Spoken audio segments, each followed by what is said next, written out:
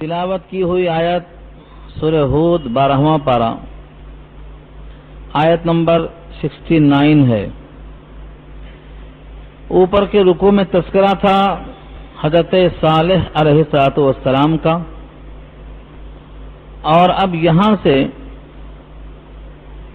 حضرت ابراہیم علیہ السلام اور حضرت لوط علیہ السلام ان دونوں کے پاس فرشتوں کے آنے کا تذکرہ ہے۔ شروع میں نے عرض کیا تھا کہ سورہ ہود کے اندر اللہ تعالیٰ نے بطور مثال کے 7 نبیوں کا تذکرہ کیا تاکہ معلوم ہو جائے کہ ان کی مخالفت کرنے والوں کا انجام کیا ہوا اور مکے والے ہوش میں آ جائیں کہ نبی برحق کی مخالفت کا انجام کیا ہو سکتا ہے۔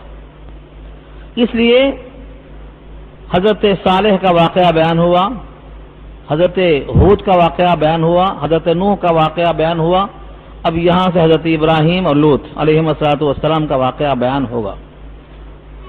اس کے بعد 2 رکوع اور سورہ ہود میں آئیں گے جس میں حضرت شعیب کا تذکرہ ہے،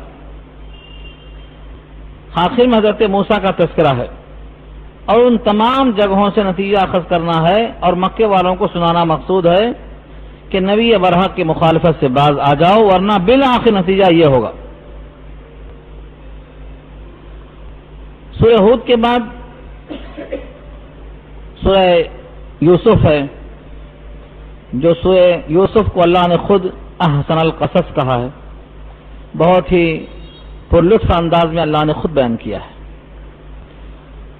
حضرت ابراہیم کے پاس فرشتے بشکل امرد بچے آئے، امرد کہتے ہیں بے بالوں پر، بالکل نو عمر بچے جن کے چہرے پر موچھ اور داڑھی کے ریخ یعنی باریک باریک بال بھی نہیں آئے تھے، اس شکل میں فرشتے آئے ہیں۔ وَلَقَدْ جَاءَتْ رُسُلُنَا، اور تحقیق کی آئے ہمارے فرشتے۔ رسول جمع ہے، اس کا واحد ہے رسول، رسول واحد ہے، رسول جمع ہے، 3 فرشتے تھے۔ 3 فرشتوں میں حضرت جبریل اور حضرت میکائیل اور حضرت اسرافیل، یہ تینوں فرشتے بشکل مرد امرد ابراہیم علیہ السلام کے پاس تشریف لائے۔ وَلَقَدْ جَاءَتْ، اور تحقیق کی آئے ہمارے بھیجے ہوئے آئے، رسولنا ہمارے رسول ہمارے بھیجے ہوئے، ابراہیم یہ مفعول فی ہے، ابراہیم کے پاس آئے، بالبشرا بشارت کے ساتھ۔ بشارت سے مراد کیا بشارت تھی؟ آگے 2 آیتوں کے بعد تفصیلی واقعہ آ رہا ہے، بیٹے کی بشارت۔ حضرت اسحاق اور اسحاق کے بعد یعقوب، یہ دونوں پیدائش کی بشارت لے کر تشریف لائے ہیں، بالبشرا۔ قالوا سلاما، انہوں نے پہنچ کر کہا سلام۔ قرآن کریم نے اختصار سے کام لیا ہے سلام، لیکن جس طرح شریعت مصطفیٰ کے اندر پورا سلام السلام علیکم ہے، ایسے ہی یہ سلام بھی السلام علیکم ہے، لیکن اختصار سے کہا گیا ہے کہ انہوں نے سلام کہا، یعنی اپنے رواج کے مطابق سلام پیش کیا۔ جیسے قرآن کریم میں آیا ہے وَإِذَا خَاطَبَهُمُ الْجَاهِلُونَ قَالُوا سَلَامًا، مخاطب ہو جاہل تو سلام کہا کے الگ ہو جاؤ، تو وہاں مراد کیا ہے؟ السلام علیکم کہو الگ ہو جاؤ، اس کو کہتے ہیں اختصار۔ تو انہوں نے بھی کہا السلام علیکم، سلام کہا۔ اس سے معلوم ہوا ہے کہ جب کسی کے پاس کوئی جائے تو پہلے سلام کرے۔ السلام قبل الکلام، حدیث میں آتا ہے پہلے سلام کرو باتیں بعد میں۔ اس کا 2 فائدہ ہوگا، ایک تم سے مانوس ہو جائے گا، دوسرے اس پر اللہ کی رحمت آئے گی، اور اس کا دل تمہارے بات کو سننے کی طرف مائل اور نرم ہو جائے گا، اور پھر اللہ کا حکم پورا ہوگا، اللہ کے نبی کا طریقہ تمہارے سامنے عمل میں آ جائے گا، تو نجات بھی ہے، اجر بھی ہے، اور راستہ ہموار بھی ہو جائے گا۔ فرشتوں نے سلام پیش کیا۔ قال سلام، جواب میں ابراہیم نے کہا سلام، یعنی تم پر بھی سلام۔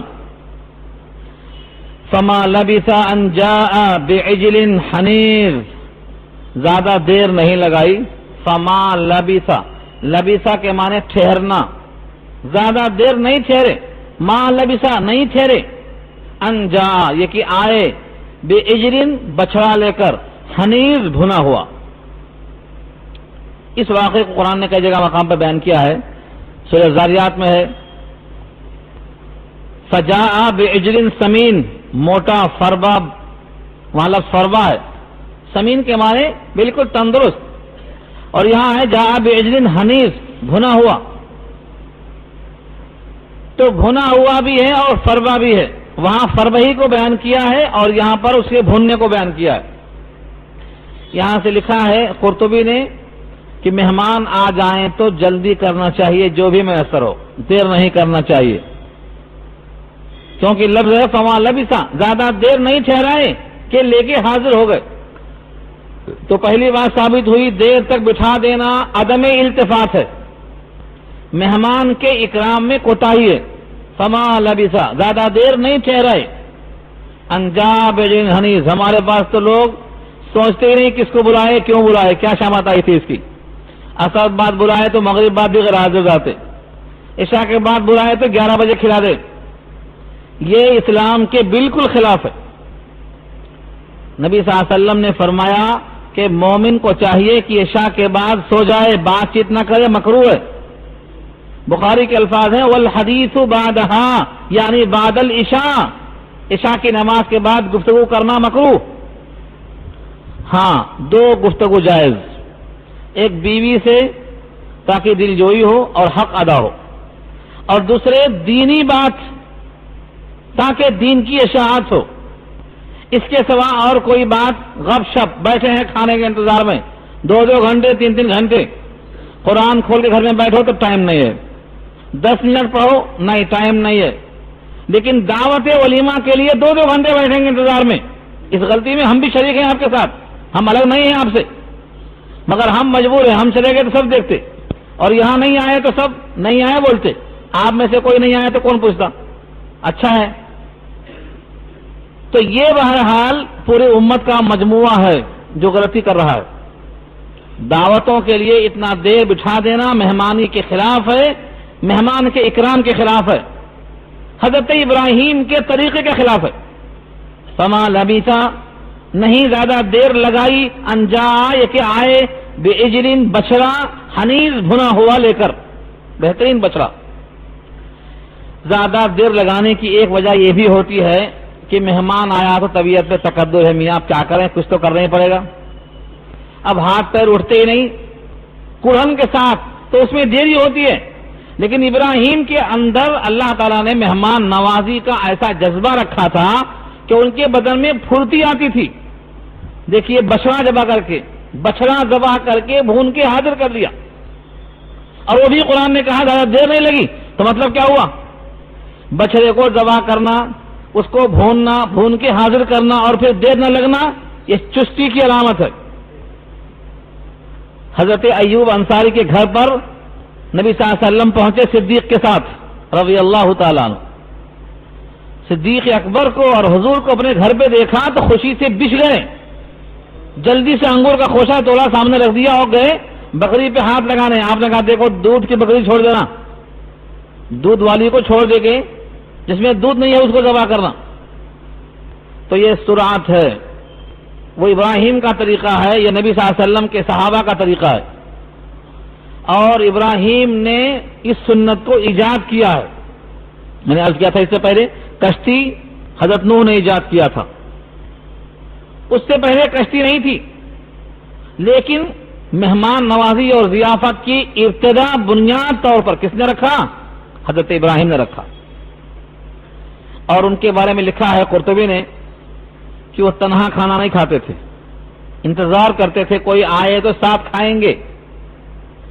اس کی کیا وجہ تھی؟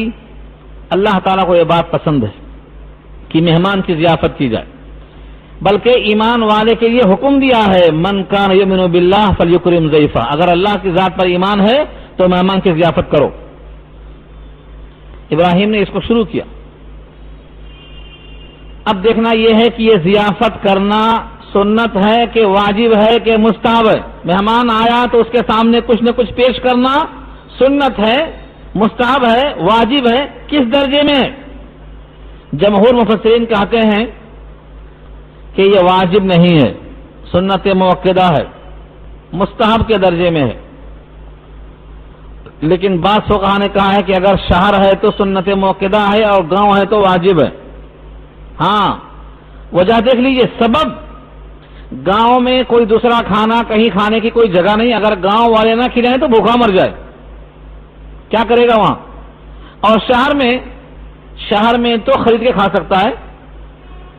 یہی وجہ ہے کہ حضرت موسیٰ اور خضر کا جو واقعہ قرآن نے بیان کیا ہے سورہ کہف کے اندر، گاؤں والوں نے کھانا کھلانے سے انکار کیا، وہاں لفظ قریہ ہے، گاؤں والوں سے کھانا طلب کیا، فاستطعما اہلھا فابوا ان یضیفوہما، گاؤں والوں نے کھانا کھلانے سے انکار کر دیا۔ حضرت موسیٰ نے جب یہ دیکھا کہ گاؤں والے کھانا نہیں کھلا رہے ہیں اور خضر ہیں کہ ان کی دیوار سیدھی کر دے رہے ہیں بغیر پیسوں کے، تو فرمایا لو شئت لاتخذت علیہ اجرا، اگر آپ چاہتے تو اس کا محنتانہ وصول کر سکتے تھے کیونکہ انہوں نے کھانا نہیں کھلایا۔ حضرت موسیٰ صاحب شریعت ہیں، صاحب تورات ہیں، کریم اللہ ہیں، ان کا یہ جملہ بتاتا ہے کہ گاؤں والے اگر ضیافت نہ کریں تو ان سے حق الاجرت لیا جا سکتا ہے، یعنی محنتانہ وصول کیا جا سکتا ہے۔ اس سے اخذ کیا ہے کہ گاؤں والوں کے پاس ضیافت کرنا ضروری اس لیے ہے کہ وہاں دوسرے وسائل موجود نہیں ہیں تو واجب ہے، اور شہر میں سنت موقدہ ہے، لیکن تکلف نہیں، اپنی حیثیت کے مطابق۔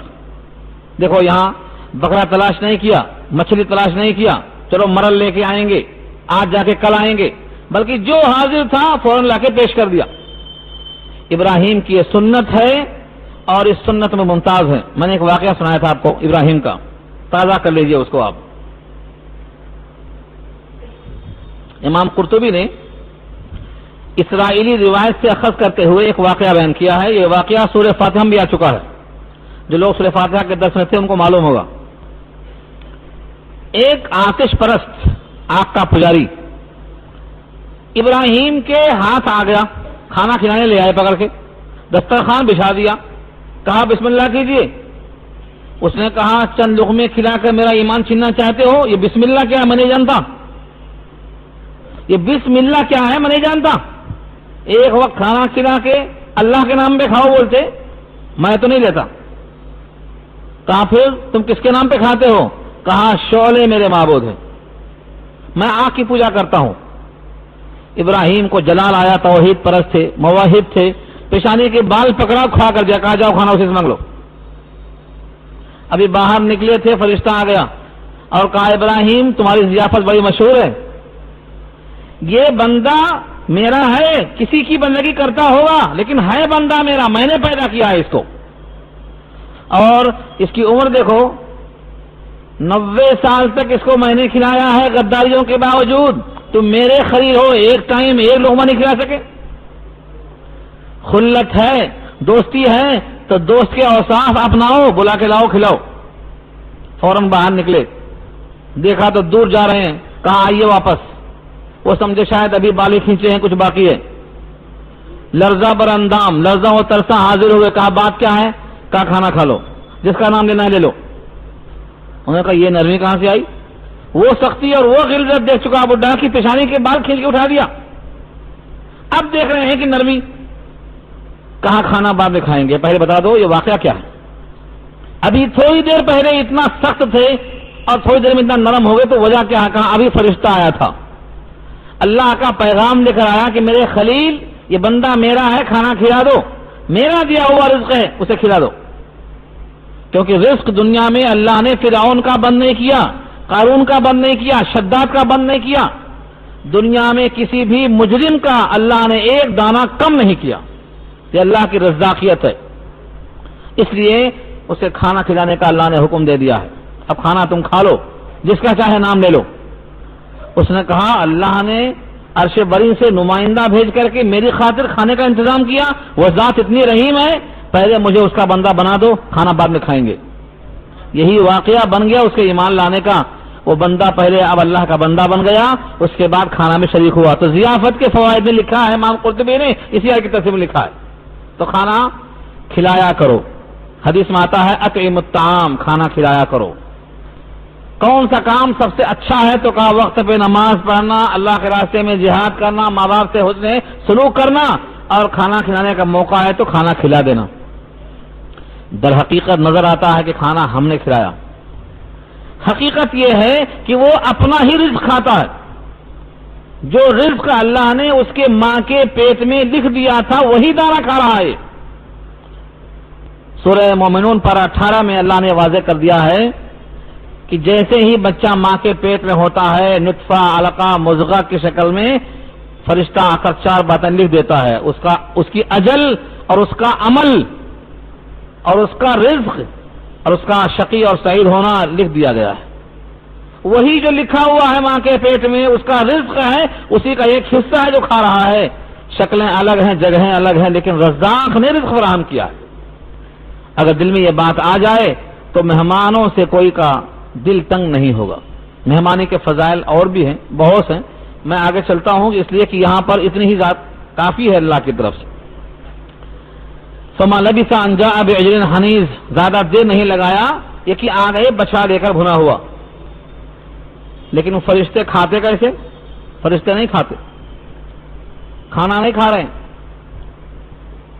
فلما رآ، جب دیکھا ان کو، کس نے دیکھا؟ ابراہیم نے، ایدیہم، کہ ان کے ہاتھ، لا تصل الیہ، نہیں پہنچ رہے ہیں کھانے کی طرف۔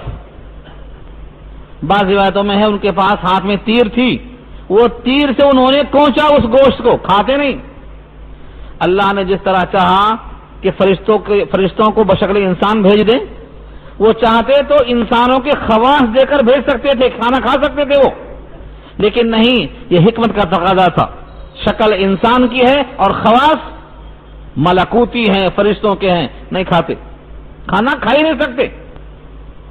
انہوں نے اس کو تیر سے اپنے کچھوں کا لگایا، تیر اس کے اندر چبھویا اور دیکھا یہ کھانا نہیں کھا رہے۔ اس زمانے میں کھانا نہ کھانا، مہمان کی ضیافت کے باوجود کھانے کو رد کر دینا دشمنی کی علامت تھی۔ آج کی طرح نہیں، کھا کر بھی دشمنی، کھا کر بھی مخالفت۔ وہ نہ کھاتے تھے، یہ علامت تھی دشمنی کی۔ آج تو کھا کر دشمنی شروع ہو جاتی ہے۔ نمک حرامی تو بہت بڑی بات ہو گئی، پرانی بات ہو گئی، اب خالی نمک نہیں، اب تو پورا جائیداد کھا جاتے، پھر مخالفت کرتے اس کی۔ یہاں ایسا نہیں کہا، یہاں یہ فرمایا کہ جب ان کو دیکھا کہ یہ کھانا نہیں کھا رہے ہیں، ان کے ہاتھ ہی نہیں وہاں تک جا رہے ہیں، نکرہم کے معنی ان کو اجنبی سمجھا، ان کو منکر یعنی نامانوس سمجھا، وَأَوْجَسَ مِنْهُمْ خِیفَةً، اور ان کی طرف سے دل میں کھٹک محسوس کیا۔ اوجسا، پایا، منہم، ان کی طرف سے، خیفتن، خوفتن کے معنی میں ہے، دل میں خوف اور کھٹک، ایک وحشت محسوس ہوئی، یہ کون لوگ کھانا نہیں کھا رہے ہیں تو بشکل انسان اور کھانا نہیں کھا رہے ہیں، تو یہ علامت ہے دشمنی کی، لگتا ہے کچھ شر ہے، فساد ہے، فتنہ ہے۔ یہاں سے رک کر آپ 2 باتیں غور سے دیکھو۔ فلما رآ ایدیہم لا تصل الیہم، جب دیکھا ابراہیم نے کہ ان کے ہاتھ کھانے کی طرف نہیں جا رہے ہیں، اس سے کیا معلوم ہوا؟ کھانا رکھ دے کر غائب ہو جانا غلط ہے، دیکھنا کھانا کھا رہا نہیں کھا رہا ہے، کھانا کھا رہا ہے یا نہیں کھا رہا ہے، یہ دیکھنا مہمان نوازی کے آداب میں سے۔ رکھ دیے غائب ہو گئے، گلاس پکڑا دیا ہاتھ میں غائب ہو گئے، نہیں۔ اور اس میں اعتدال ہے، بعض لوگ کیا کرتے مسلسل گھورتے رہتے، کیا کھا رہا ہے، کتنا کھا رہا ہے، کتنی بوٹی لے رہا ہے، وہ بھی غلط۔ ایک واقعہ لکھا ہے ابن ہشام کا، ہشام ابن عبد الملک جو اموی خلیفہ ہیں، ہشام ابن عبد الملک کے دربار میں ایک دیہاتی آیا، یارابی، کھانا پیش کیا، کھانے لگ گئے۔ اتفاق سے گوشت کی بوٹی میں ایک بال نظر آیا، خلیفہ نے کہا دیکھو اس بوٹی میں بال ہے، ذرا نکال دو۔ وہ دیہاتی کھڑا ہو گیا، کہا میں ایسے دسترخوان پہ کھانا نہیں کھاؤں گا جہاں لقمہ دیکھا جا رہا ہے وہ میرا، یہ بال نظر کیسے آپ کو آیا، مجھ کو نظر آنا چاہیے تھا۔ تو اتنا زیادہ غور سے دیکھنا کہ وہ شرما جائے، نہ کھا سکے، یہ بھی غلط ہے، اور دیکھ کے غائب ہو جائیں، یہ بھی غلط ہے۔ ثابت یہ ہوتا ہے کہ مہمانی کے آداب میں سے کھانا آپ قریب کر دیں۔ چنانچہ آگے دوسری صورت میں آ رہا ہے غاریات میں، فَقَرَّبَهُ إِلَيْهِمْ قَالَ أَلَا تَأْكُلُونَ، یہاں پر وہ الفاظ نہیں، بدلے ہوئے الفاظ ہیں۔ فَقَرَّبَهُ إِلَيْهِمْ، بچڑا بنا ہوا سامنے کر دیا اور کہا کھاتے کیوں نہیں ہیں؟ کیوں نہیں کھاتے ہیں آپ؟ وجہ معلوم کرنا۔ اللہ نے یہ فہم دیا کہ وہ سمجھ گئے کہ کھانا نہیں کھانے کی وجہ کیا ہے۔ حضرت ابراہیم کے چہرے پر اجنبیت کی بنیاد پر خوف جب محسوس کیا فرشتوں نے، تو فرشتے بول پڑے، قالوا لا تخف، ڈرو مت، خوف نہ کھاؤ، انا ارسلنا الی قوم لوط، بے شک ہم بھیجے گئے ہیں قوم لوط کی طرف، اسی لیے ہم بشکل امرد آئے ہیں، کیونکہ وہ امرد پر پل جایا کرتے تھے، ان کی خرابی یہی تھی، اسی وجہ سے یہ فرشتے ہیں لیکن بشکل امرد آئے ہیں، اور وہاں جانے کا پروگرام ہے، اس لیے ہم فرشتے ہونے کی بنیاد پر کھانا نہیں کھاتے ہیں، آپ کو کھٹک محسوس کرنے کی ضرورت نہیں ہے۔ حضرت لوط کی طرف بھیجے گئے ہیں یہ کہا، اور ساتھ ساتھ ان کی بیوی وہاں بیٹھی ہوئی تھی۔ جب انہوں نے سنا یہ گفتگو کو کہ ہم فرشتے ہیں اور بھیجے گئے ہیں قوم لوط کی طرف، تو پردے سے باہر آ گئی، کیونکہ یہ مرد ہی نہیں کہ پردہ ان سے ہوئے، تو فرشتے ہیں، جب فرشتے ہیں تو ان سے پردہ نہیں ہے، اب وہ سے باہر آ گئی۔ جیسے ان کو دیکھا، وامرأتہ قائمۃ، ان کی بیوی کھڑی ہیں، فضحکت، اور وہ ہنس پڑی کہ بشکل امرد حسین بچے، فرشتے موجود ہیں اور وہ بھی 3 فرشتے موجود ہیں، فضحکت، ہنس پڑی دیکھ کے، اور جیسے انہوں نے ہنسنا شروع کیا، فبشرناہا، بشارت دے دیا انہوں نے اس خاتون کو، فبشرناہا، یہاں کی ضمیر لوٹتی ہے ان کے بیوی کی طرف، وہ حضرت سارہ ہیں، سارہ کو بشارت دے دی گئی۔ ابراہیم کو بشارت بعد میں ہے، پہلے سارہ کو، کیونکہ ابراہیم تو پہلے سے صاحب اولاد ہو چکے تھے، یہ لوگوں کو نہیں معلوم ہے۔ آج بھی یہودی یہ کہتے ہیں کہ ابراہیم کے یہ جو اولاد ہیں حضرت اسحاق اور یعقوب، یہ اسحاق پہلی اولاد ہیں، لہذا ذبیح اللہ اسماعیل نہیں ہے بلکہ اسحاق ہیں، یہ ان کا عقیدہ آج بھی ہے، اور اس پر انشاءاللہ طویل بحث آئے گی سورہ صافات پارہ 23 کے اندر، وہاں آئے گی یہ بات۔ لیکن میں اتنا اشارہ کر دوں، قرآن کریم نے سب سے پہلے جس بیٹے کا ذکر کیا ہے وہ اسماعیل ہیں۔ الحمدللہ الذی وہب لی علی الکبر اسماعیل، اللہ کا شکر ہے جس نے بڑھاپے کے باوجود بچہ عطا فرمایا، یعنی اسماعیل۔ اللہ نے کبر میں، بڑھاپے میں پہلی اولاد جو پیدا کیا وہ اسماعیل ہے، لیکن وہ پیدا ہوئے ہاجرہ کے پیٹ سے، اور ہاجرہ یہ باندھی تھی ایک قول کے مطابق، جس بادشاہ نے حضرت سارہ کو ہاتھ لگانے کی کوشش کی تھی اس کے ہاتھ شل ہو گئے، ایک بار نہیں 3 بار، اس نے خوف سے ان کو واپس کر دیا اور ساتھ میں کہا ہاں اجرک، اپنا معاملہ لیتے جاؤ، خادمہ دیا، وہ خادمہ باندھی ہاجرہ تھی، ان ہاجرہ سے اسماعیل پیدا ہو گئے، یہ بڑی اولاد وہی ذبیح اللہ ہیں۔ ادھر حضرت سارہ کو خواہش پیدا ہوئی کہ بڑھاپے میں ابراہیم کو ہاجرہ سے اولاد ہو سکتی ہے، تو بڑھاپے میں سارہ سے کیوں نہیں ہو سکتی ہے؟ تعجب ضرور تھا لیکن دل میں تمنا رکھتی تھی وہ، اس تمنا کی بنیاد پر بشارت دی گئی ہے ان کو، فبشرناہا باسحاق، بشارت دے دیا ہم نے ان کو کہ اسحاق پیدا ہوں گے، اور یہ نہیں کہ پیدا ہوتے ہی مر جائیں گے نعوذ باللہ، بلکہ آگے فرمایا وہ اسحاق کے بعد اسحاق بڑے ہوں گے، جوان ہوں گے، اور ان سے پیدا ہوگی اولاد، ان کا نام یعقوب ہوگا۔ بشارت دوہری دے دیا، ایک تو بیٹا ہوگا، دوسرے اس بیٹے سے بیٹا ہوگا، پیدائش کے پہلے بشارت، فبشرناہا باسحاق ومن وراء اسحاق یعقوب، بشارت دے دیا ہم نے ان کو اسحاق کے پیدا ہونے کی، اور من وراء اسحاق، اسحاق کے پیچھے یعقوب، اسحاق کے بیٹے یعقوب ہیں اور یعقوب کے بیٹے یوسف ہیں، تو 4 نسلیں ان کی نبی ہیں، 4 نسلیں۔ اس واسطے ابراہیم کی شان میں اضافہ ہے کہ وہ خود نبی، ان کے بیٹے نبی، ان کے پوتے نبی، ان کے پڑ پوتے نبی، کریم ابن الکریم ابن الکریم ابن الکریم، 4 پشتے نبی مسلسل لگاتار۔ اس لیے اسحاق علیہ السلام کی پیدائش کا جب تذکرہ آیا خوشی سے جھوم گئی۔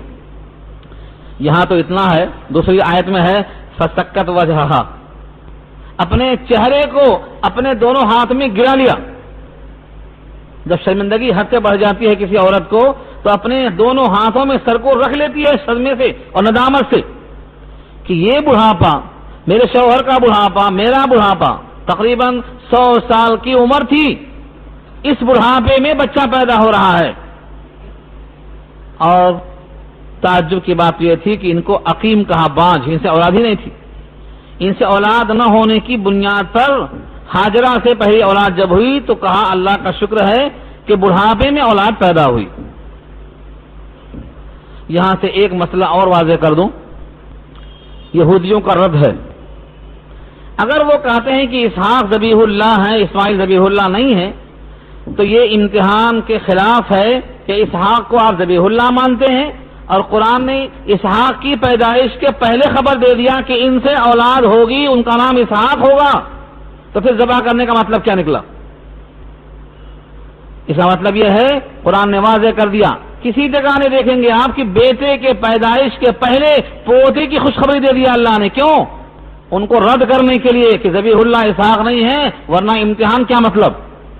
یقین کے ساتھ جب معلوم ہے پیدائش کے پہلے کہ اب مجھ سے اسحاق پیدا ہوں گے، پھر اس اسحاق کی عمر بڑی ہوگی، ان سے یعقوب پیدا ہوں گے، معلوم ہے یہ اسحاق پیدا ہوں گے، یعقوب پیدا ہوں گے، تو 13 سال کے بیٹے کو ذبح کر رہے ہیں اور دل میں یقین ہے کہ بچہ بڑا ہوگا، اس سے یعقوب پیدا ہوں گے، تو امتحان کیسے ہوا؟ یہ امتحان کی نزاکت کے خلاف ہے۔ یہ امتحان اسی شکل میں ہو سکتا ہے ذبیح اللہ کا جب ان کے بعد ان کے متعلقہ کوئی خوشخبری نہ ہو۔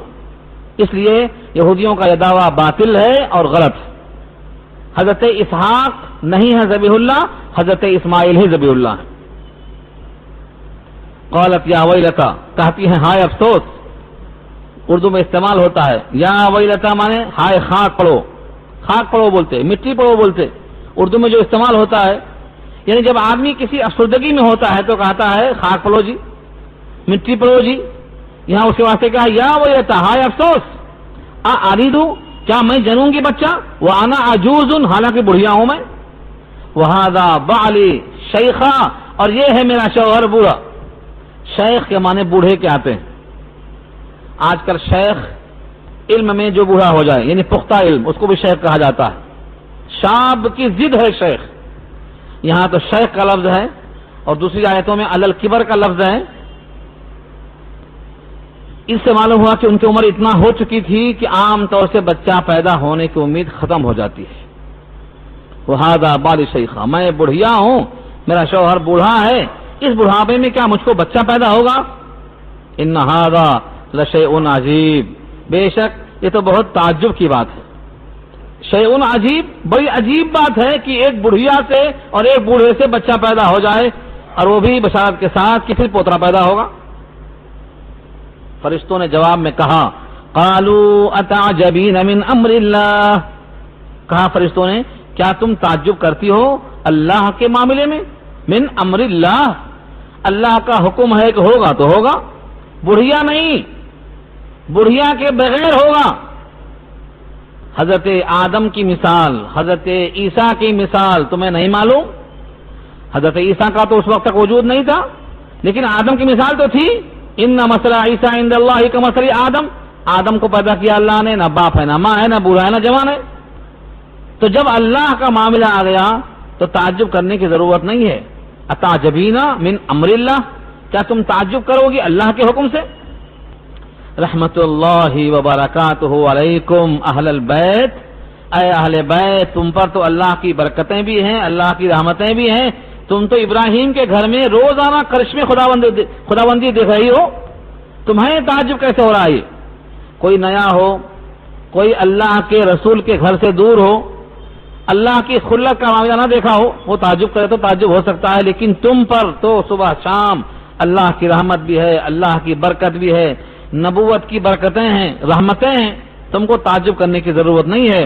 سنو انہو حمید، بے شک وہ تعریفوں کے لائق ہے، اور مجید، بڑی شان والا، بزرگی والا ہے، تعریفوں والا ہے، اس کی ہر ایک تعریف کرتا ہے، ہر خوبی اسی کی طرف جاتی ہے۔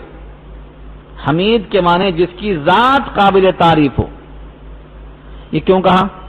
جتنی خوبیاں ہیں دنیا میں، ان تمام خوبیوں کو اس کا مرکز تلاش کریں گے تو اللہ کی ذات ملے گی آپ کو۔ کوئی حسین دکھائی دیا تو اس کا حسن اس کے خالق کی تخلیق ہے. کوئی بہت سخی دکھائی دیا تو اس کی سخاوت اس کے خالق کی عطیہ ہے. کوئی انسان بہت ہی ذی شعور ہے تو اس کا شعور اس کے خالق کا عطیہ ہے. دنیا میں جو خوبیاں دکھائی دیں کسی کو وہ سب خوبیوں کا خالق اللہ ہے. اس واسطے وہ حمید بھی ہے اور مجید بھی ہے. حمید مانے تعریفوں والا اور مجید کے مانے بزرگی والا. یہ سوال جواب بیچ میں کیوں آیا؟ تاکہ فرشتوں سے خوف دور ہو جائے، انسیت پیدا ہو جائے، معلوم ہو جائے ہاں واقعی فرشتے ہیں. یہ سب تفصیل معلوم ہو گئی. اب خوف چلا گیا. فلما ذهب عن ابراہیم الروع، جب چلا گیا ابراہیم سے خوف. الروع کے معنی دل کا خوف. ورع کہتے ہیں تقوی کو. الروع کے معنی دل میں تقوی. ایک معنوں میں ایک خوف پیدا ہوا تھا. وجاءته البشرى، اور آئی ہے ان کے پاس بشارت. یجادلنا فی قوم لوط، تو ہم سے لگے مجادلہ کرنے قوم لوط کے بارے میں کہ ان کو ابھی چھوڑ دو، شاید یہ ایمان لے آئیں، شاید توبہ کر لیں. ہم سے مجادلہ کرنے لگے لوط کے بارے میں. ابراہیم کا مجادلہ کرنا در حقیقت ان کے 3 خواص میں سے ایک ہے. ان ابراہیم لحلیم اواہ منیب، 3 صفت ہے. بے شک ابراہیم حلیم الطبع ہیں. لحلیم حلیم الطبع، بڑا تحمل ہے، بڑا ضبط ہے. اواہ، اواہ کے معنی آہ آہ بھرنے والا. اواہ کے معنی آہ آہ بھرنے والا، یعنی ہمیشہ اللہ کی طرف لو لگانے والا. اور منیب، انابت سے رجوع ہونے والا. رقیق القلب انسان. 3 صفتیں ہیں. حلیم بردبار تحمل والا. اواہ اللہ کی طرف بہت زیادہ رحیم المزاج. اور منیب رقیق القلب. 3 صفتیں ہیں. ابراہیم کے لیے اللہ نے ان کے دل کو ٹٹول کر ان کی بات کو پیش کیا کہ ان کے دل میں حلم ہے، ان کے مزاج میں اواہ ہے، اور ان کی طبیعت کے اندر انابت اور رجوع ہے. کوئی مسئلہ ہوا تو رجوع اللہ کی طرف، یا انابت، اس کو منیب کہتے ہیں. ایک مقام پہ اللہ نے کہا سورہ صاد میں، نعم العبد انہ اواب، کیا پیارا بندہ ہے، جب دیکھو جب رجوع ہو جاتا اللہ کی طرف. نعم العبد انہ اواب، اسی اواب سے یہ منیب بنا ہے.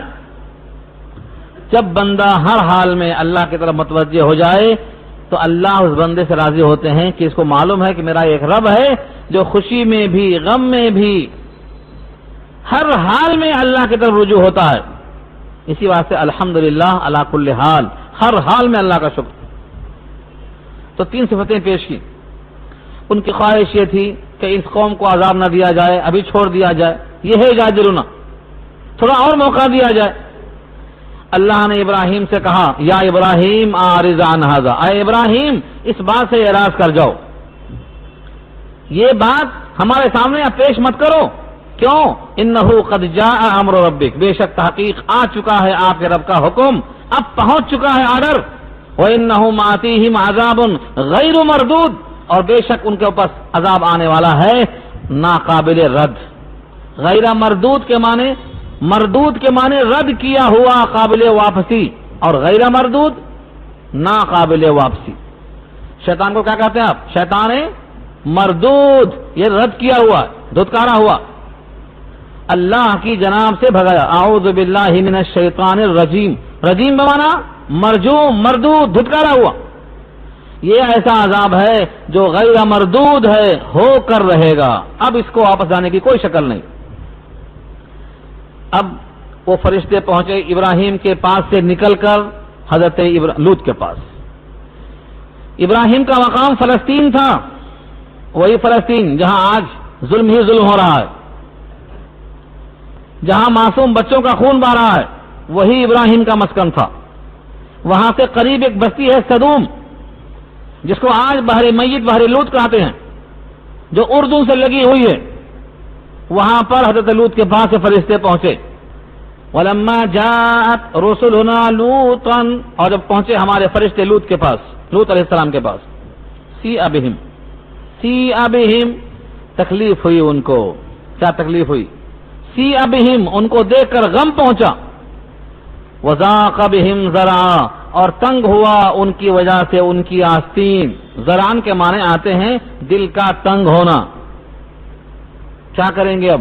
یہ 3 فرشتے ہیں، بشکل امرد ہیں. اب پوری قوم ان کے ساتھ برا سلوک کرنا چاہے گی اور ہم ان سے لڑنے پر طاقت نہیں رکھتے ہیں. یہ ہے سی ابہم وذاق بہم ذرعا، ان کی بنا پر ان کا سینہ تنگ ہوا، بالکل تنگی آ گئی، تنگ دل ہو گئے ان کی وجہ سے. وقال، اور بول پڑے، ھذا یوم عصیب، یہ بڑا سخت دن ہے.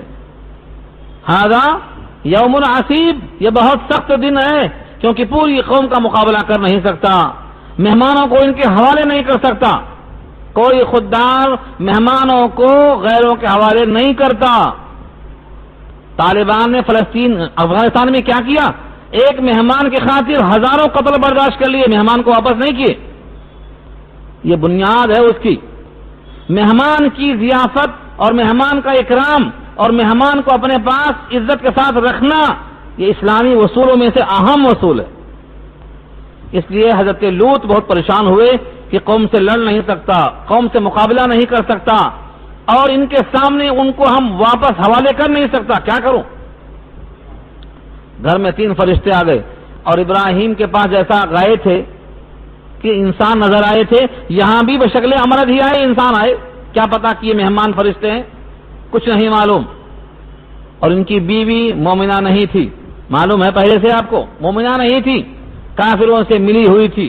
جیسے گھر میں فرشتے آئے، جبرائیل، میکائیل اور اسرافیل، یہ خاتون نے باہر جا کے تقسیم کر دیا، بہت اچھے لوگ ہمارے پاس آئے ہیں. پوری قوم ٹوٹ پڑی. وجاہو قومہ، اور آ گئی ان کی قوم، یہرعون الیہ، دوڑتی ہوئی ان کی طرف. یہرعون، اہرعا، اہراؤن کے معنی دوڑ کے پڑنا. جب کسی کو کوئی چیز پسند کی معلوم ہوتی ہے تو لپک کر جاتا ہے، اس کو بولتے ہیں یہرعون، دوڑ کے جانا، بھاگ کے پہنچ جانا. جیسے مدینے میں غلہ آیا تھا اور قحط سالی کا زمانہ تھا، نبی صلی اللہ علیہ وسلم ممبر پر ہیں جمعہ پڑھانے کے لیے، صرف 12 آدمی رہ گئے، باقی پورے بھاگ گئے. کہاں چلے گئے تھے؟ غلہ آیا تھا، سورہ جمعہ کی آیت نازل ہوئی، وہ طرح اس طرح تیز بھاگنے کو بولتے ہیں یہرعون. پوری قوم بھاگ کے پہنچ گئی. ومن قبل كانوا يعملون السيئات، اور اس سے پہلے سے وہ برائیاں ہی کیا کرتے تھے، نامعقول حرکتیں کیا کرتے تھے. اس کا تذکرہ سورہ انبیاء کے اندر بھی کیا اللہ نے. برائیوں کی عادت تھی، برائیوں کے خیال میں اطلاع ملتے ساری قوم پہنچ گئی. حضرت لوط علیہ السلام نے انتہائی عاجزی کرتے ہوئے کہا، قال یا قوم، کہا اے میری قوم کے لوگوں، دروازہ بند ہے، مہمان اندر ہیں، باہر قوم جمع ہے، اندر سے التجا ہو رہی ہے. یا میری قوم، ہاؤلائی بناتی ہننا، یہ ہیں میری بیٹیاں. ہاؤلائی بناتی ہننا، یہ ہیں میری بیٹیاں. ہننا اطہر لکم، یہ تمہارے لیے بہت پاکیزہ ہیں، یعنی میں تمہارا ان سے نکاح کر دینے کو تیار ہوں، مگر تم اس حرکت سے باز آ جاؤ، مہمانوں پر ہاتھ مت لگاؤ. ایک قول تو یہ ہے کہ ان کی سگی بیٹیاں تھیں، واقعاتاً نکاح کرنے پر آمادہ تھے. اور دوسرا قول جمہور کا یہ ہے کہ نبی امت کا بحیثیت باپ کے ہوتا ہے، اور ہر امت کی لڑکی ان کی اپنی بیٹی کے مماثل ہوتی ہے. ان کا منشا تھا کہ شریعت کے مطابق، فطرت کے مطابق تم ان سے نکاح کرو، حاجتیں پوری کرو، مہمانوں کو رسوا مت کرو، کہ انہوں نے خواہش کیا. فاتقوا اللہ، اللہ سے ڈرو. ولا تخزونی فی ضیفی، مجھ کو رسوا نہ کرو میرے مہمان کے بارے میں، مجھے فضیحت مت کرو میرے مہمانوں کے بارے میں. تخزون، رسوا مت کرو. جب تھک گئے تو آخر میں کہا، الیس منکم رجل رشید. رجل الرشید کے معنی، کیا نہیں ہے تم میں کوئی ایک بھی سیدھا آدمی؟ رشید کے معنی نیک بخت، خوش بخت، بات کو سمجھنے والا. کیا نہیں ہے تم میں سے کوئی ایک بھی معقول آدمی جو میری بات کو سمجھ سکے؟ اس کے بعد مارے حسرت کے کہنے لگے، اگر تم میں سے کوئی بھی ایک نیک بخت ہوتا، میری بات کو سمجھتا اور سنتا اور قوم کو منع کرتا. پوری قوم نے جواب دیا، قالوا لقد علمت، تحقیق تم کو خوب معلوم ہے، ما لنا فی بناتک من حق، نہیں ہے ہمارے لیے تمہاری بیٹیوں میں کوئی دلچسپی. من حق کے معنی کوئی حق، کوئی استحقاق، کوئی دھن، کوئی لگن، کوئی شوق. تم کو یہ بات پہلے سے معلوم ہے تمہاری بیٹیوں میں ہمیں کوئی شوق نہیں. وَإِنَّكَ لَتَعْلَمُ مَا نُرِيدُ، اور بے شک تم خوب جانتے ہو کہ ہم چاہتے کیا ہیں. تمہارا علم جانتا ہے کہ ہمیں چاہیے کیا. حضرت لوط نے کہا قَالَ لَوْ أَنَّ لِي بِكُمْ قُوَّةً، کاش کے ہوتی میرے ساتھ تم سے لڑنے کے لیے قوت، کاش تم سے میں لڑ سکتا. او آوی الی رکن شدید، یا پناہ لے سکتا کسی مضبوط جگہ کی. رکن کے معنی آتے ہیں جس پر کوئی چیز قائم ہو. نماز میں 7 رکن ہیں، تو مطلب کیا ہوا؟ نماز ان 7 پر قائم ہے. ان میں سے کوئی ایک چیز چلی گئی تو نماز نہیں ہوتی. کھمبے کے معنی میں ہے رکن، اور صفت لائے ہیں شدید. کیا اگر ہوتی کوئی مضبوط پناہ کی جگہ تو میں پناہ لے لیتا، لیکن تم سے مقابلے کی طاقت نہیں ہے. فرمایا نبی صلی اللہ علیہ وسلم نے اللہ لوط پہ رحم کرے، انہوں نے قوت کا شکوہ کیا اور اپنے خاندان کی مضبوطی اگر ہوتی تو اس کی پناہ لینے کی آرزو کیا. اس کے بعد اللہ نے کبھی بھی کسی نبی کو ایسا خاندان دے کر بھیجا جو اس کا مقابلہ کرنے کے لائق ہے. ہر نبی، حضرت لوط کے بعد ہر نبی کی تاریخ پڑھ لو. تاریخ پڑھنے کے لیے قصص الانبیاء پڑھو ابن کثیر کی. حضرت لوط نے یہ خواہش کی تھی اگر میرا خاندان، میرا جتھا مضبوط ہوتا تو تم سے مقابلہ کرتا میں اس کی پناہ میں آ کر. آپ کو معلوم ہے حضرت لوط سے لے کر نبی صلی اللہ علیہ وسلم تک ہر نبی کو اللہ نے ایسا خاندان دیا ہے جو دفاع کرنے کے لائق ہے، بلکہ اقدام کرنے کے لائق ہے. جب نبی صلی اللہ علیہ وسلم کو مکے والوں نے بائیکاٹ کر دیا اور 3 سال تک ایک پہاڑ میں قید کر دیا شعب ابی طالب کی گھاٹیوں میں، پورا بنی ہاشم آپ کے ساتھ تھا، اور جب انہوں نے قتل کرنا چاہا تو پورا بنی ہاشم کا روب ان کے سروں پر سوار تھا. اسی لیے سب لوگوں نے مل کر ایک بارگی، سب خاندانوں کے جوان لیے اور ایک بارگی تلوار چلانے کا فیصلہ کیا. لیکن اللہ کا حکم جو ہوتا ہے وہی ہوتا ہے. کسی نبی کو اللہ نے پھر اس کے بعد یہ موقع نہیں دیا کہ وہ اپنے خاندان کی طاقت کی طرف توجہ کرے. پہلے سے عطا کر دیا اللہ نے خوب مضبوط. تو عمدہ خاندان ہونا یہ اچھی صفت ہے، بشرطے کہ اچھا استعمال ہو. آج اچھے خاندان ہیں وہ باہم خوب لڑ رہے ہیں، خوب لڑ رہے ہیں. خاندان بجائے حمایت کرنے کے لڑنے میں کام آ گیا، آپس میں خوب لڑ رہے ہیں، اور در حقیقت یہ اللہ کی طرف سے عذاب کی ایک شکل ہے. قرآن نے کہا ہے ہم تم کو باہم لڑا دیں گے، یہ بھی تم پر ایک عذاب اللہ کی طرف سے ہے.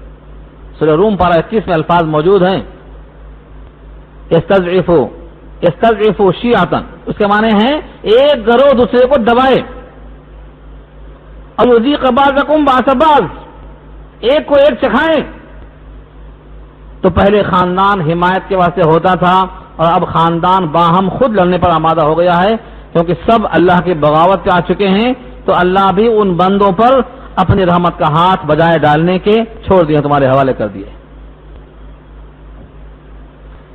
جب یہ دیکھا فرشتوں نے تو کہا اب گھبراؤ مت، اے لوط ہم امرت شکل میں ضرور ہیں لیکن ہم فرشتے ہیں، یہ تم تک نہیں پہنچیں گے. دروازہ کھولو، اب ان کی شامت آ گئی ہے. قالوا یا لوط، کہا اے لوط انا رسول ربک، بے شک ہم ہیں آپ کے رسول، آپ کے رب کے رسول ہیں. لن یصلوا الیک، ہرگز وہ آپ تک نہیں پہنچ سکیں گے، وہیں ختم ہو جائیں گے. ایک بھی آپ کے قریب پہنچنے کی طاقت نہیں رکھتا ہے. جبریل نکلے اور انہوں نے اپنے پروں کو، کتنے پر ہیں جبریل کے؟ 600 پر ہیں. جبریل امین کے 600 بازو ہیں، اور ایک بازو مشرق سے مغرب تک پھیل سکتا ہے، ایک بازو مشرق سے مغرب تک، اور پوری بستی کو اٹھانے کے واسطے ایک پر کافی ہے. اس نوری کے 600 پر ہیں. ایک پر کو ایسا ہاتھ پھرایا پوری قوم اندھی ہو گئی، پوری قوم کی آنکھوں کی بینائی سلب ہو گئی. وہ جبریل آج بھی موجود ہیں، خدا کا حکم ان تک جب پہنچے گا تو اس پر وہ آج بھی قادر ہیں. نبی صلی اللہ علیہ وسلم سے روایت موجود ہے اس کے اوپر کہ جو قوم لوط میں ملوث ہوگی اس پر یہ عذاب آج بھی آ سکتا ہے. ایسا نہیں کہ اب عذاب نہیں آئے گا.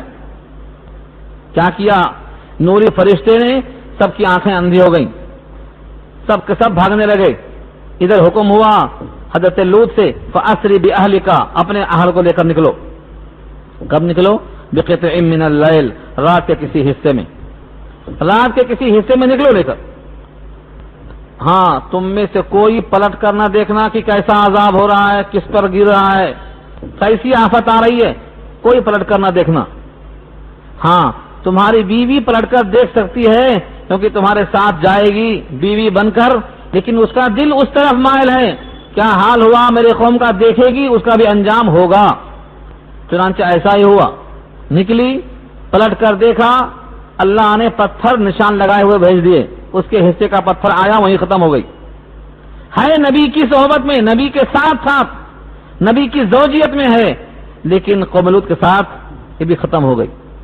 تو جب تک اللہ کے ذات پر اور اللہ کے نبیوں پر ایمان نہ ہو، کوئی زوجیت، کوئی صحبت، کوئی رشتہ کارآمد نہیں ہوتا. دیکھیے الفاظ، وَلَا يَلْتَفِتْ مِنْكُمْ أَحَدٌ إِلَّا امْرَأَتَكَ، اور نہ مڑ کر دیکھے تم میں سے کوئی مگر آپ کی بیوی، إِنَّهُ مُصِيبُهَا مَا أَصَابَهُمْ، بے شک اس کو پہنچنے والا ہے جو ان کو پہنچا، جو پوری قوم کو آفت پہنچی ہے تمہاری بیوی کو پہنچنے والی ہے. إِنَّ مَوْعِدَهُمُ الصُّبْحُ، إِنَّ مَوْعِدَهُمُ الصُّبْحُ، بے شک ان سے جو وعدہ ہوا ہے وہ صبح کا وعدہ ہوا ہے. رات میں نکل گئے، اب وعدہ ہے کہ صبح صبح ان پر عذاب آ جائے. حضرت لوط کہتے ہیں صبح تو بہت دیر میں آئے گی، ابھی آ گیا تو اچھا تھا عذاب. ہم بھی چاہتے نا یہی، جو مسلمان کا دشمن ہو اور جو معصوم بچوں کو یتیم بناتا ہو، جو عورتوں کو بیوہ کرتا ہو، جو بے گھروں کو نہتھیوں کو مارتا ہو، ان پر عذاب ابھی آ جائے. ہم بھی تو چاہتے نا یہی. حضرت لوط نے بھی یہی چاہا تھا، ابھی عذاب آئے تو اچھا ہے. اس کا جواب دیا اللہ نے، الیس الصبح بقریب، کیا صبح قریب نہیں ہے؟ یعنی صبح تک تو انتظار کرو، ہر رات کے بعد صبح ہے، اب یہ رات کے بعد صبح ہی تو آنے والی ہے، اتنا تو انتظار کرنا ہی پڑے گا. اور سوچو، بعض دفعہ اللہ دنیا ہی میں دکھا دیتے ہیں، اور اگر نہ بھی دکھا دیں تو وعدہ ہے یہ جائیں گے کہاں، ون وے ہے، ہمارے ہی پاس آئیں گے.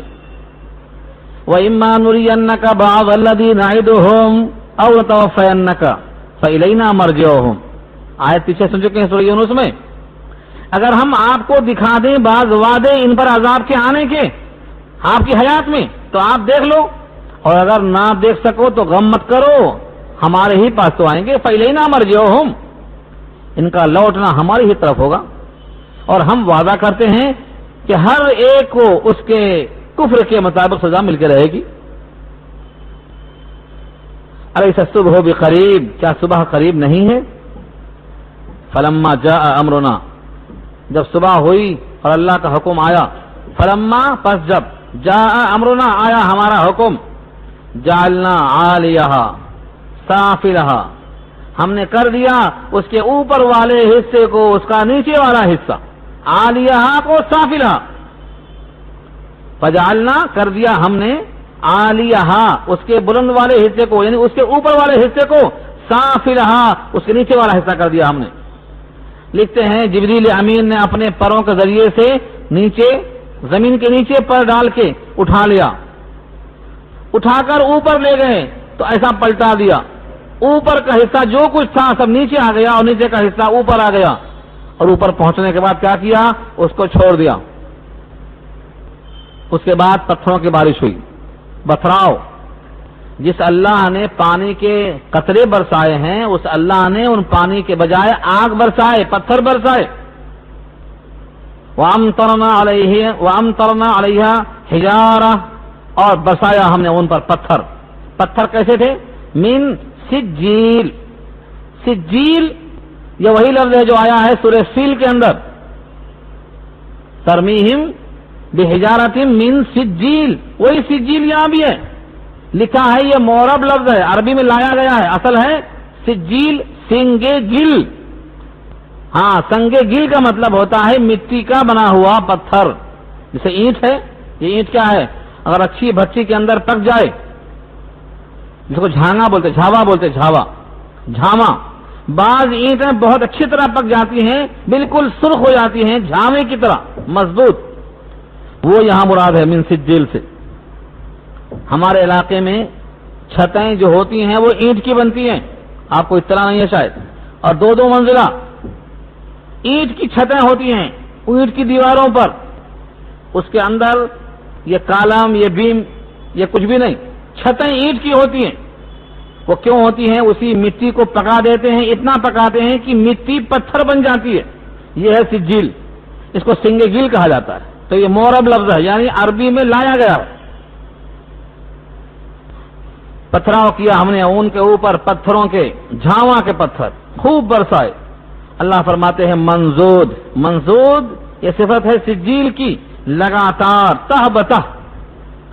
جہاں کیلوں کا ذکر ہے، کیلے دیکھا ہم نے کبھی بنڈے پر بکتے ہوئے؟ موز، کیلے کو موز، تلحم منضود کہا اللہ نے سورہ واقعہ میں۔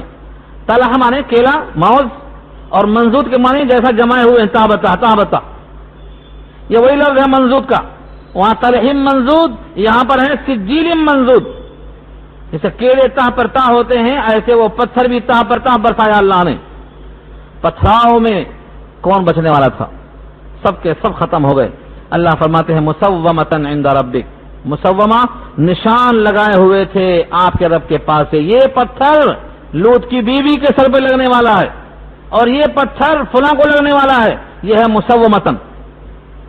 مسومہ مانے نشان لگائے ہوئے، خاص نشان لگا تھا ہر پتھر پہ، یہ کس کا مقدر بن کے جا رہا ہے۔ جیسے ابرہہ کے لشکر کے واسطے آیا تھا، لشکر پہ نشان لگا ہوا، ایسے یہاں بھی آیا، پوری قوم کا حال خراب ہوا۔ اللہ فرماتے ہیں اے مکے والو وما ہی من الظالمین ببعید، یہ جو مکے والے ظالم نبی پر ظلم کرتے ہیں، ان کو بتایا جا رہا ہے کہ وہ ظالموں کا مقام بہت دور نہیں ہے۔ قوم لوط کا مقام بحر میت ہے، اردن کے پاس ہے، مکے والے جا کر وہاں دیکھ سکتے ہیں، اتنا قریب فاصلہ ہے۔ جیسے وہاں اللہ نے پوری قوم کو تباہ و برباد کر دیا ہے، لہذا مکے والوں کو چاہیے کہ نبی کی مخالفت سے باز آ جائیں۔ اللہ نے اس زمین کے اندر جو گڑھا ڈال دیا، اوپر اٹھا کر نیچے پھینکنے سے وہاں گڑھا پڑ گیا، تالاب، اس کا نام کیا ہے آج کل؟ بحر میت، ڈیڈ ہے بالکل، وہ ختم، اس میں کوئی میڈک، اس میں کوئی مچھلی، اس میں کوئی ذی حیات آج بھی موجود نہیں ہے، یہ رپورٹ آئی ہے۔ ایک صاحب یہاں فوج میں تھے، انہوں نے مجھ سے خود بیان کیا کہ اس میں میں گیا کہ آخر بات کیا ہے، گر گیا اس میں، کہا جسم کے ہر مقامات مخصوصہ میں اتنی جلن ہوئی کہ میں نکل کے سیکنڈوں میں باہر تھا، کوئی ذی حیات اس کے اندر نہیں رہ سکتا ہے، بحر میت اس کا نام پڑ گیا ہے، وہ عذاب کی جگہ ہے۔ ارشاد نبوی ہے کہ جب وہاں سے کوئی گزرے تو تیز گزر جائے، وہاں کا پانی استعمال نہ کرے، چہرے کو ڈھانپ لے، کہیں اللہ کا عذاب آ نہ جائے اس مقام پر جانے کی وجہ سے، تیز گزر جاؤ۔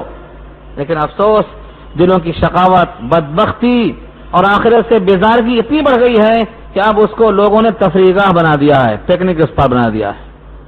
لیکن پانی کی تاثیر بدل نہیں سکتے، پانی کی خواص بدل نہیں سکتے، اس میں مچھلیاں پال کے نہیں کھا سکتے، وہ بہرحال میت ہے، اور اگر کبھی اس میں مچھلیاں آ جائیں تو سمجھو یہ اللہ کی تدبیر ہے۔ جیسے قوم شعیب کا ذکر اب آگے آ رہا ہے، پوری قوم مست ہے گھروں میں، ان کو عذاب دینا ہے، آگ برسانا ہے۔ کیسے برسایا آگ؟ اتنی گرمی کہ پوری قوم شہر سے باہر باغ میں آ گئی ہوا کھانے، اوپر دیکھا تو بادل، کہا یہ بادل ہیں، آپ برسیں گے، بارش کا مزہ لیں گے، تازی ہوا لیں گے، چلو باغیچے میں۔ پوری قوم گھروں کو چھوڑ کر باغیچے میں آ گئی اور کہتی ہے ھذا عارض ممطرنا، یہ تو اب برسے گا، مزہ آئے گا۔ اللہ فرماتے ہیں استعجلتم، تم نے بہت جلدی کی ہے، اس میں عذاب ہے، عذاب، آگ برسی، اب بادلوں سے آگ برسی بجائے پانی برسنے کے۔ تو یہ اللہ کی طرف سے جب تک حکم ہوگا وہ بحر میت ہی رہے گا۔ اگر اس میں مچھلیاں آ گئیں، تفریح گاہیں پیدا ہو گئیں، تو سمجھو ان پر عذاب کو لانے کے لیے اکٹھا کر رہے ہیں مجرموں کو۔ ساری دنیا کے یہودی ایک مقام پر جمع ہو رہے ہیں، کیوں؟ اکٹھا مارنے میں آسانی ہوتی ہے، اور یہ وعدہ الہی ہو کے رہے گا۔ ایک ایک پتھر انشاءاللہ گواہی دے گا یہود کی تباہی کے اوپر. یہ اللہ کی نگاہ میں جب مغضوب ہیں، اللہ کی نگاہ میں ملعون ہیں اور اللہ کی نگاہ میں مجرم ہیں، تو ان کو دنیا والے کتنا تحفظ فراہم کریں گے، دنیا والے کتنا تعاون کریں گے اس کا.